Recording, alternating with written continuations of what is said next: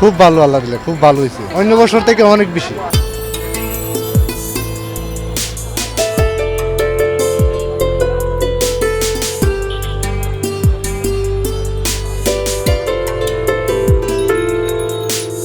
অনেক ভালো লাগছে, আজকে আমাদের একটা বিজয় দিবস।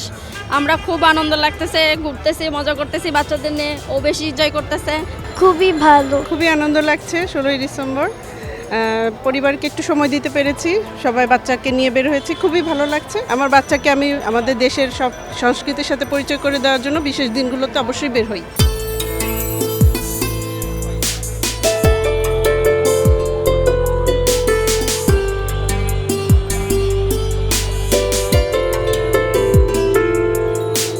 আমি যেমন বাচ্চাকে নিয়ে আসছি, আমাদের এই দিনটা আমাদের পরবর্তী প্রজন্ম যারা আছে তাদের উপর যেন এই জিনিসটা, এটার গুরুত্বটা বৃদ্ধি পায়। আমরা রক্ত দিয়েছি, আন্দোলন করেছি একটি জাতিকে ফ্যাসিবাদের জগদ্দল পাথর থেকে মুক্ত করার জন্য।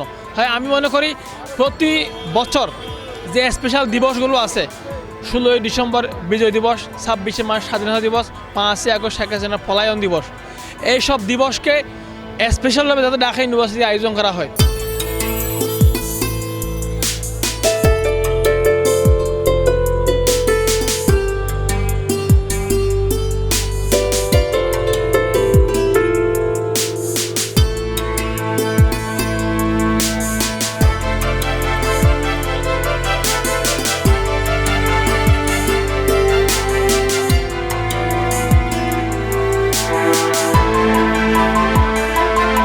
আজকে খুব ভালো লাগতেছে, কারণ স্বাধীনতা 54 বছর হয়েছে।